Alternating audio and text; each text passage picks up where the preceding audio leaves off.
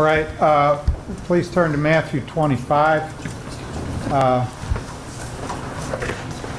In Matthew 24, Jesus teaches about the tribulation and the second coming and the rapture. And then he tells three parables to try to drive home the fact that he's coming again and that we need to be ready. And we looked at the first parable a few weeks ago, the faithful and evil servant. Then last week the second parable was what? 10 virgins. Wise and foolish virgins. And today the third parable of the three servants. So we're going to start in verse 14. What I want to do is go through the story without trying to talk about what it represents. Then we'll go back through it and talk about what it represents. I think it helps to try to get the story first. Just what the story means, not what it represents. All right, verse 14. For the kingdom of heaven is like a man traveling to a far country who called his own servants and delivered his goods to them. And to one he gave 5 talents, and to another 2, and to another 1, to each according to his own ability. And immediately he went on a journey. All right, so this man goes away. He's got 3 of his own servants. He didn't go out and get somebody else's servants. He gave each one of them talents. And a talent is a measure of money. It's a measure of gold. It was the largest measure of currency in that day. And I guess there are different theories on how much a talent was worth. I don't know which theory is correct. I just know it was a lot of money. And he gave one servant 5 talents, 5 large amounts of money, another 2 large amounts of money, and to the third he gave 1 large amount of money. And he gave to each according to his own ability. And what do you think? Ability to do what? Yeah, manage, and later we're going to see actually invest it. And we might think manage that way, but try to invest it or use it in a way that it would gain more money. That was the goal. And he knew that they just had different levels of ability to do this, so he wanted to give them the appropriate amount for each one. All right, and what was he hoping for when he would come back? What was he hoping? Return. Yeah, a good return. That each one of them would have made a good return for the master that left. All right. Then we go to verse 16. Then he who had received the 5 talents went and traded with them and made another 5 talents. And likewise, he who had received 2 gained 2 more also. But he who had received 1 went and dug in the ground and hid his Lord's money. And after a long time, the Lord of those servants came and settled accounts with them. All right, how much return did the 5, what percentage did he gain? 100%. How about number 2? 100%.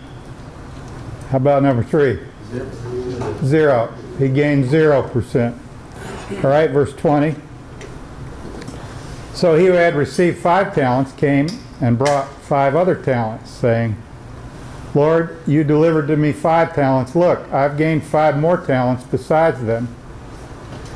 His Lord said to him, Well done, good and faithful servant. You were faithful over a few things. I will make you ruler over many things. Enter into the joy of your Lord. So there's three things that the servant received. What's one of them? Praise. Praise. Well done. What's the second thing? Yeah, we could call that a promotion, right?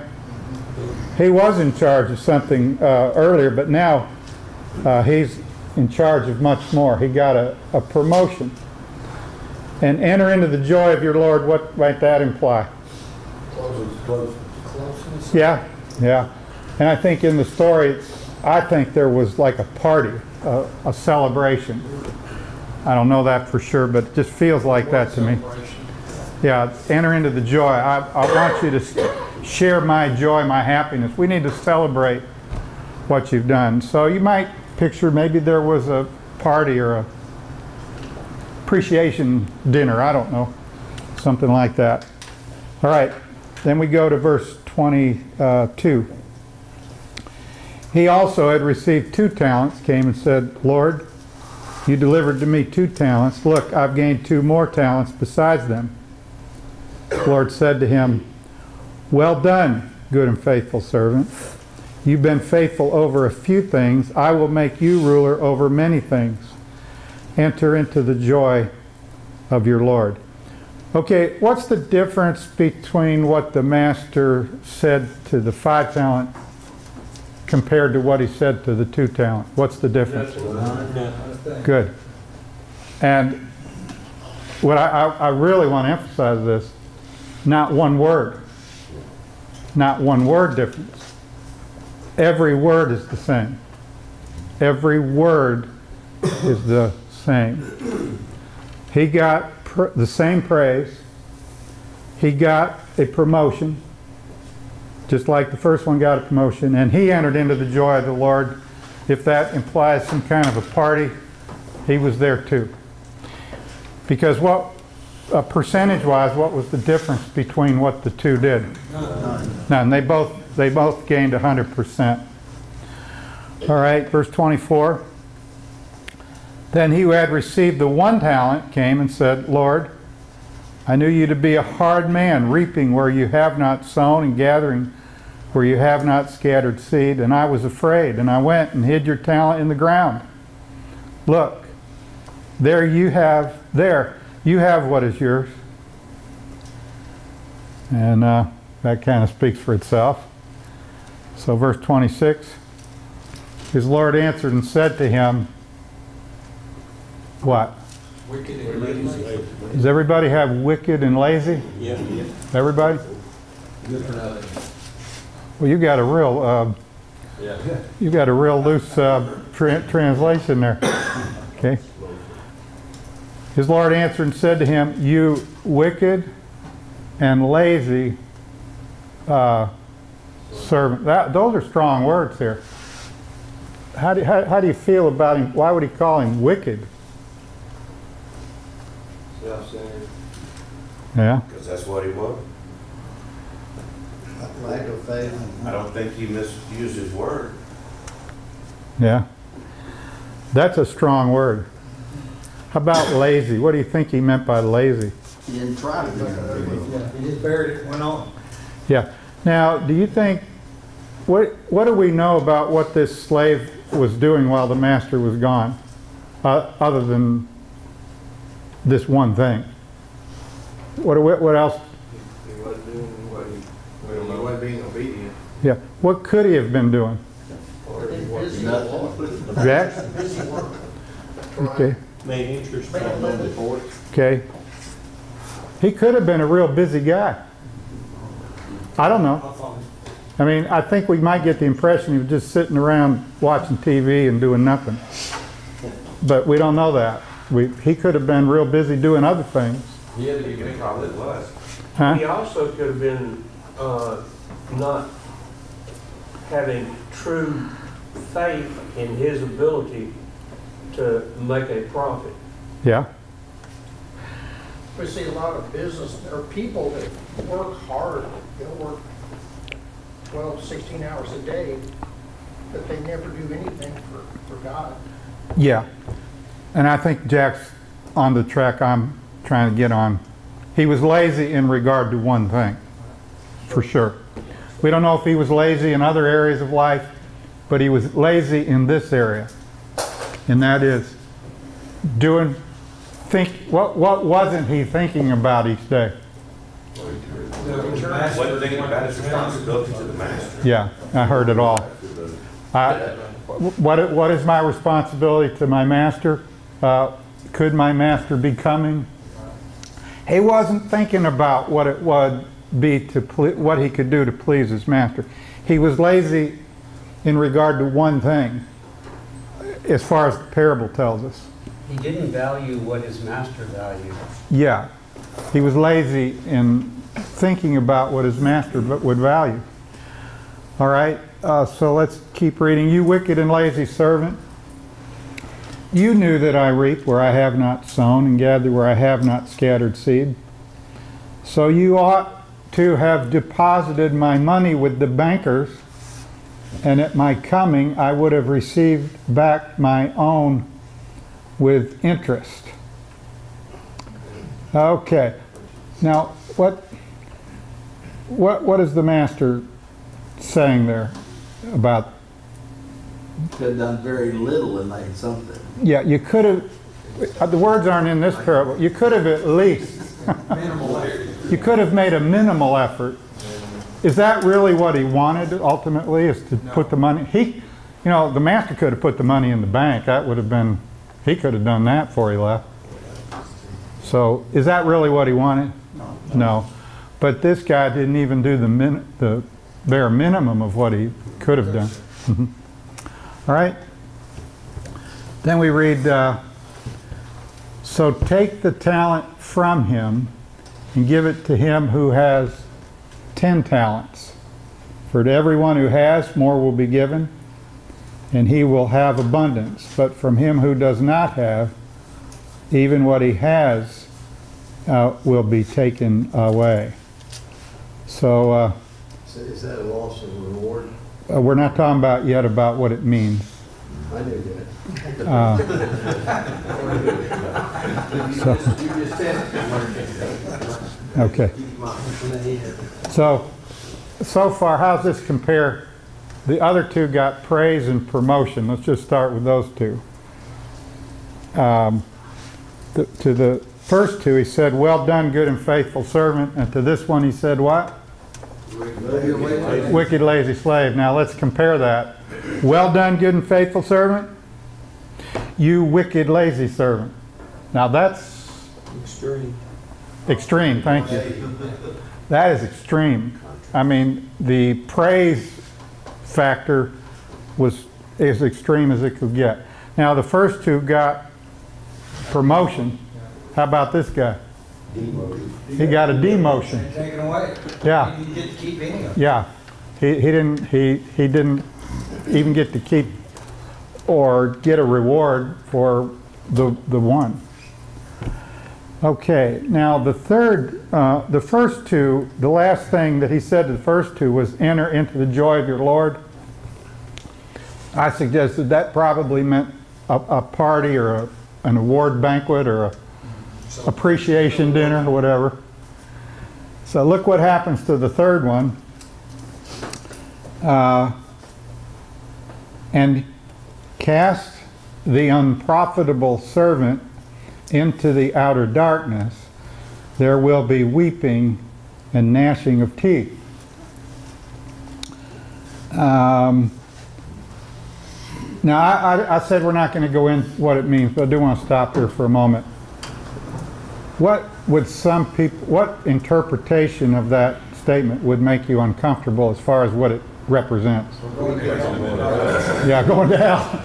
And I don't know, I haven't done extensive research on this, but my guess is that if you read commentaries on this passage, you'd find a whole lot of them that would say this talks about somebody going to hell. Because it's your works. Yeah. So, but let's look at it. Just in the story itself. Now my Bible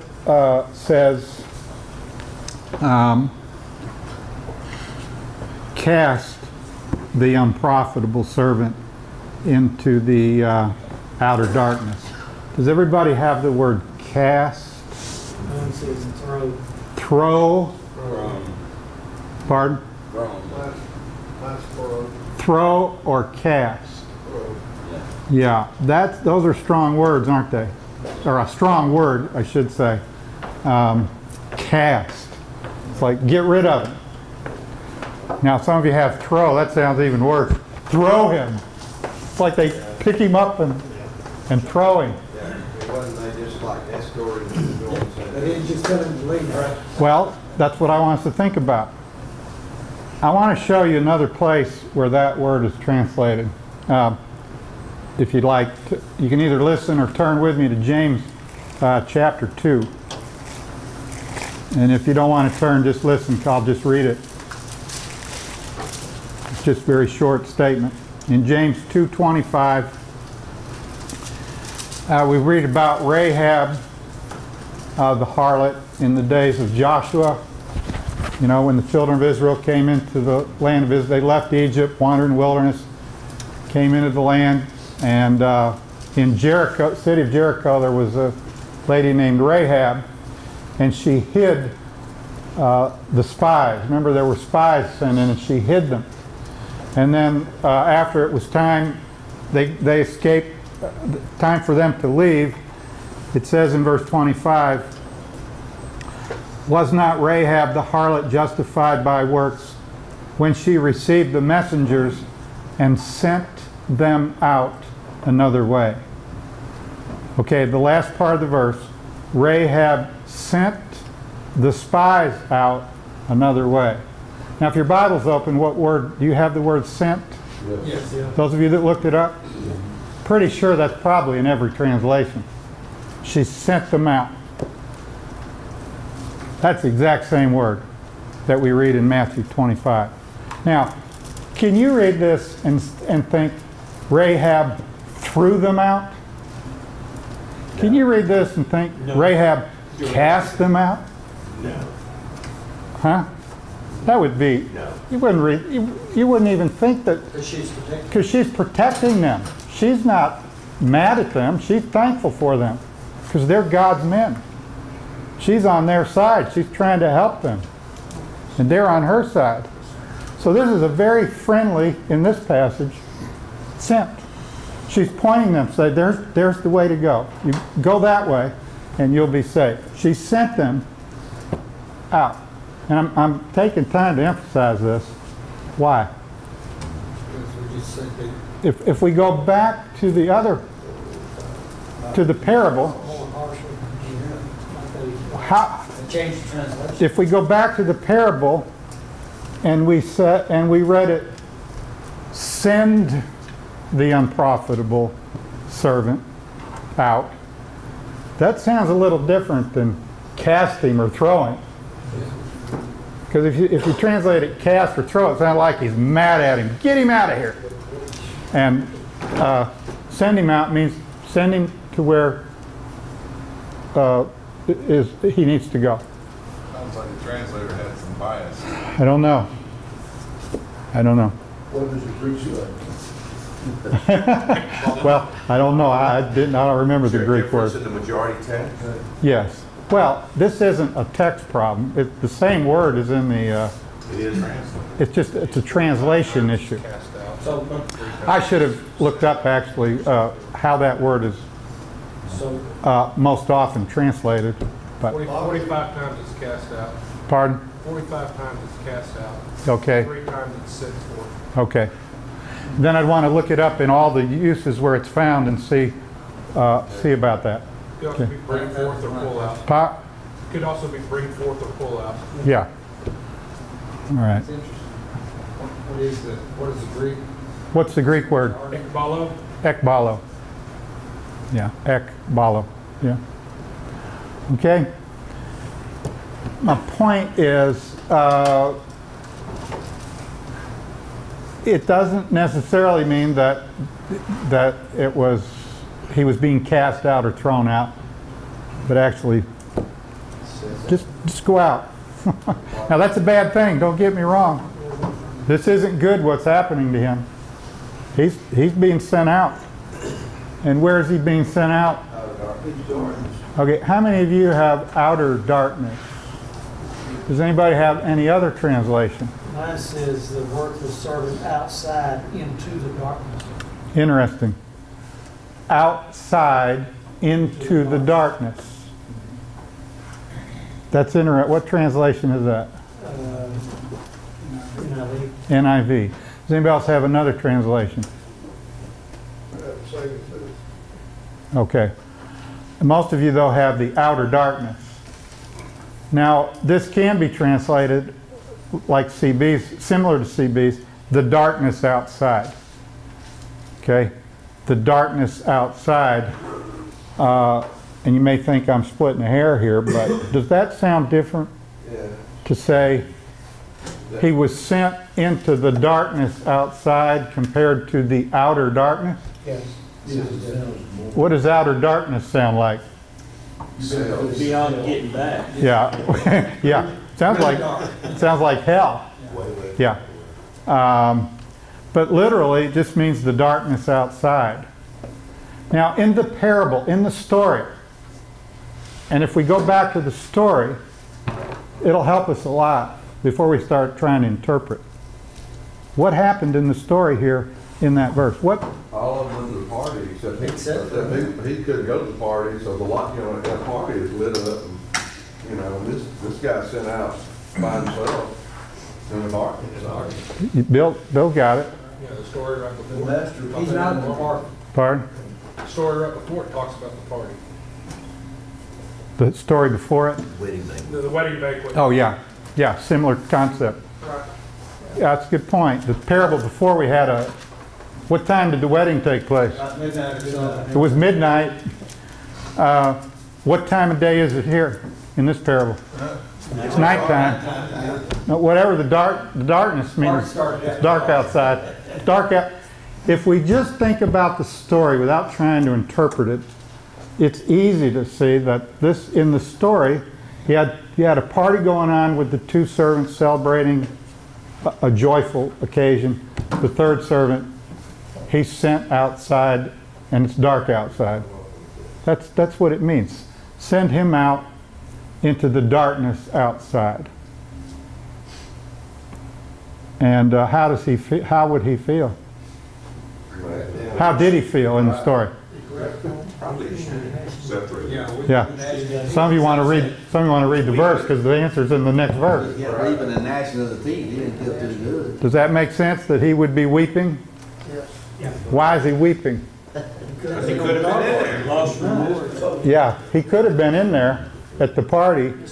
He could have gotten three things. What could he have gotten? Well done. Praise, a promotion, and the party, the celebration.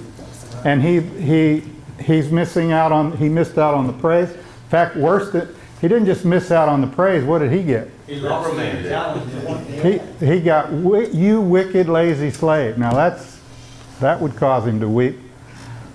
He could have gotten a promotion, but he got a demotion. He could have been in the party. He didn't get in the party, so would it make sense that he'd be weeping? Yeah. And what does gnashing of teeth represent? Total anger. If you're grinding your teeth, what are you thinking? Okay, I could have done better. I could have done that. Okay, so if we just think about the story itself. By the way, in the story, did this servant was he sent to hell in the story? I mean, it's ludicrous to think that in the story that the master sent him to hell. He doesn't. It's just a story about going outside of a party. He was still his servant. And he was still his servant. Yeah. Okay. Do you think he's able to see this party going on from a distance, Oh, way off? Yeah, it makes sense to me that he could see it. I bet he was right there looking in the window. window. It was even worse because if he was far off, he wouldn't feel as bad. If he was right up there looking in the window, seeing all the fun that was going on, he was really upset. Might have been a Democrat too. I think, pardon? He might have been one of the servers at the party. No, no, Separated. he's outside. He's outside like He's this. outside in the darkness. Beat yourself up. You think that heaven will feel that? Okay, now we'll get into the interpretation. Let's go back to the beginning in verse 14. The kingdom of heaven is like a man traveling to a far country. Who does the man represent? Jesus. Us. No, the man traveling to a far country. Jesus. That's Jesus. When he went to heaven. He called his own servants. Who do the servants represent? That's us. And what word tells you it's only believers? Own. His own. Well, 3 words. His own servants. So, how many of them were his own servants? In the, how many? Give me a number. How many? 3. All 3 were his servants. It's not like we've got 2. So they represent what? Believers. Every believer is called to be a servant. It's not like we've got 2 unbelievers and 1 believer. No, it's 2 believers and 1 unbeliever. We've got 3 believers here. 3 of his own servants. If the man represents Jesus, the servants represent 3 believers. What's it represent? What are the talents, the amounts of money represent? Ability to do. Amount. The gifts that he's given. Certainly abilities. What else could they represent? Could be money. Money. Don't miss out on the money. There's money in the parable, certainly. This has to do with money. Every one of us here has been given money by God. Right? I think most of you have some money. Some of you have more than others. Did some in the parable have more than others? Yeah. So believers have different amounts of money. Believers have different abilities. Right? And what else could the talents represent? This third thing I thought of was opportunities. Some believers have more opportunities to do things for God than others. Now, I have to be careful with that because the parable teaches that every believer has opportunities. But on a human level, some believers seem to have more opportunities than others.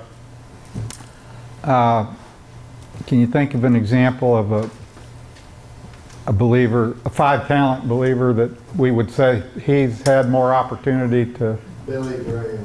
Yeah, Billy Graham would come to mind. We would think, well, a 5-talent servant would be somebody like Billy Graham. You know, God gave him Open the doors. ability to speak.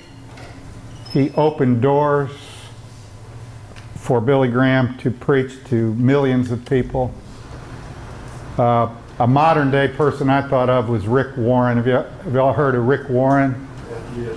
He wrote a famous book, you know, his The Purpose-Driven Life. Have you ever heard of that book? I looked it up this morning to just get an update on how many of those books have been sold. Can you take it? I think 64 million. I read in May it was 55 million. Can you even imagine? 55 million of those books have been sold. And he's a pastor of, at the time I read, the 6th largest church in America. So we would look at a guy like Rick Warren or Billy Graham and say, those are 5-talent believers. By the way, Rick Warren's made a ton of money, as you can imagine, off of that book and other things that he's done. I think God is just as pleased with someone that has very little opportunity and takes advantage of the opportunity that he may have. Yeah, you're nailing the whole parable right there, Don. Now we think of a 2-talent person would be someone that, you know, has money, abilities, opportunities, not as much as the 5-talent. What would the 1-talent person represent? I think of maybe an elderly lady. that can't get out of bed hardly, or can't get out of her house, but she can pray. Yeah. And is she rich? She's definitely rich. No, no. Is she rich from the world? No, not in the world's perspective. Okay. Does she have a lot of money? No. No. Does she have a lot of ability to get out and do big things? No. Does she have a lot of opportunity to get out and do big things? No. In the eyes of, let's suppose she's disabled. She can't get out and do things. Can't get out and do things, doesn't have much money, doesn't have opportunities. That would be a good example, an extreme example really of a one. But does she have something? Yes. And can she use what she has? And you gave an example. What could she do? Pray. Read her Bible. Read her Bible. Maybe she can still talk on the phone. What could she do with the phone? Encourage. Call somebody and encourage them. Say, I'm thinking about you. What can I pray for you? I mean, things like that. I mean, we're just trying to get some extreme.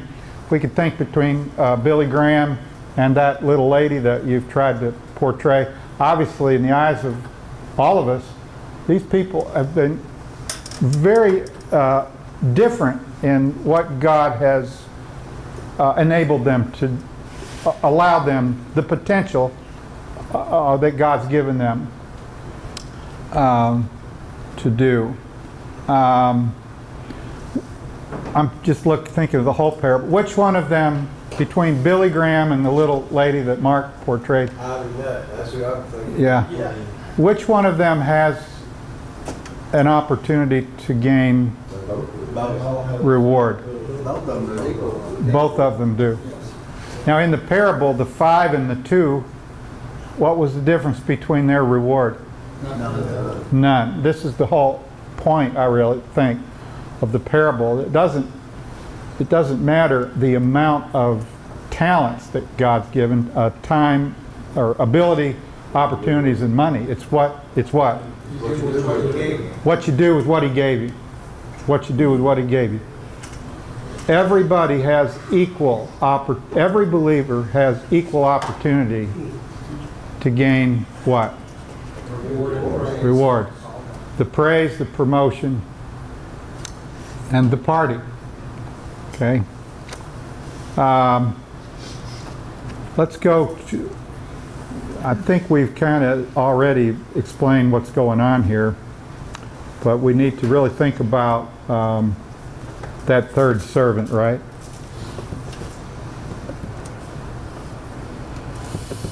You wicked and lazy servant. That happened in the parable. Now let's go back to the first two. The praise. Well done, good and faithful servant.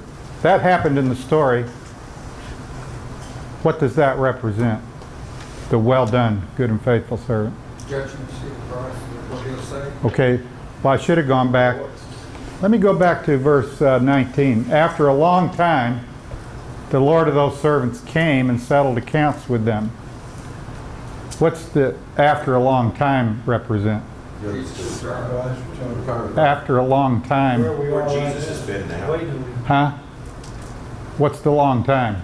Where Jesus has been now, while He's been gone, He's in heaven, but He's coming back. Yeah, but how long has the long time actually been? 2,000 years right now. Okay, about 2,000 years, right? That's a long time. Jesus has been gone. He left this earth, went away. What's the far country that He went to? Heaven. He's been gone a long time. Almost 2,000 years. In the parable, He came. What's that represent? Return. His return. He settled accounts with them. What's that represent? The judgment seat. When we stand before Him, just like these servants stood before the Master, we're going to stand before Christ someday. We're going to give an account of what we've done with what He's given to us. The first one had 5 and he gained 5. What's that represent? What's it represent? What's it represent that he did? Faithful works. Okay. was faithful with what he was given. Yeah, he did good works. He did good works with his money, or I should say you and me. If it's you and me at the judgment seat, it will be because we did good works with the money and the abilities and the opportunities that God gave us, right? Yes. Okay. So the 5 talent, what's it mean that the 2 talent man gained, we've already answered this, but I'm stumbling in my process here. What's it mean that the 2 talent gained identical to the 5? What's it mean? Didn't have as much opportunity, but he took advantage. Yeah, what's it mean? He did everything. Don't use he. What's it mean? It doesn't mean. What's it mean to you, Jack? He did everything that He used he. How do you get out of each? Yeah. same I could amount use of all the reward. abilities. He used it in first person. I like that. Go ahead.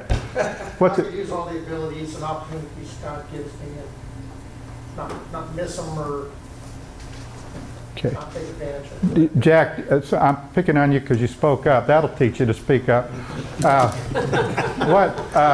Do you have the potential to gain the same reward as Billy Graham? Yes, Yes, you do. Yes. Okay.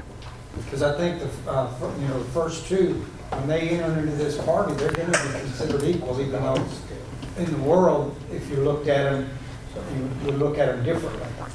But after the judgment, you're equal if you did with what he gave you. Yeah.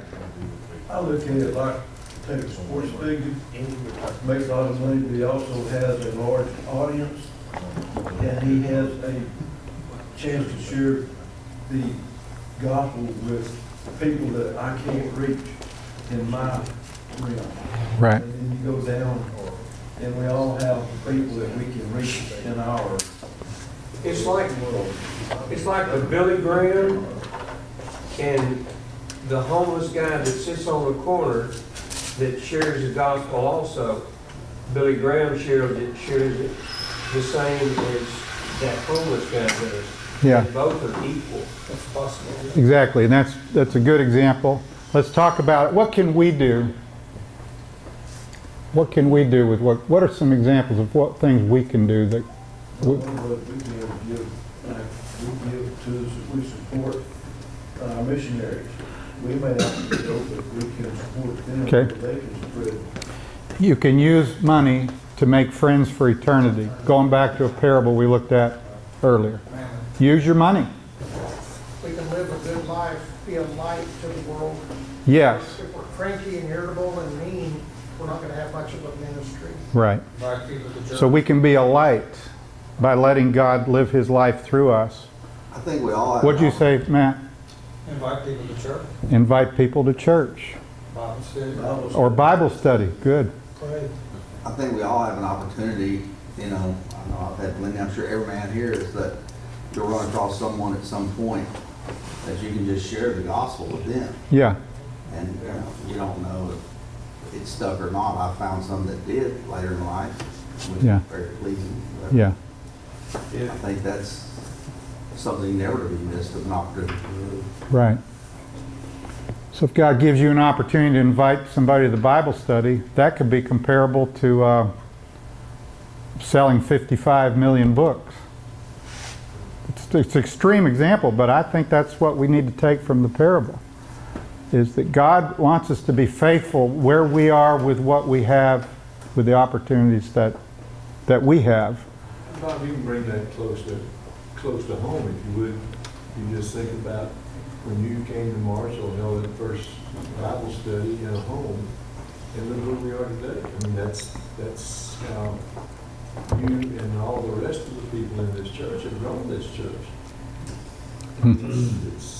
I was thinking about this Bible study when I first started going. It wasn't near the size it is today. Mm-hmm. Okay. I think the word important is it being intentional. Something can't happen unless you actually think about it and say, I'm going to do that. You have to be intentional. It doesn't happen because you're right. Yeah. Couldn't we encourage one another not to sin and pray for each other? Yeah. Right. Jonathan? do you have to double your investment or God's investment? Or do you, if you had just got the interest from the bank, would he have been pleased? It's on a scale. It's on a scale. God's pleased at different degrees. It's not 0, and on a scale of 0 to 10, it's not, some get 0, some get 10. There's 2, 3, 4, 5, 6, 7. It's on a scale, and this parable implies it by what you brought up. A talent is a balanced scale, so Yeah, so it, or at least that's a definition of it. yeah. What does it take to tip it in your favor? Yeah, but he says you were faithful in a few things, so Yeah. that ought to be encouraging. I don't think everybody takes advantage of every opportunity they have. I mean, we all have opportunities that we fail to take.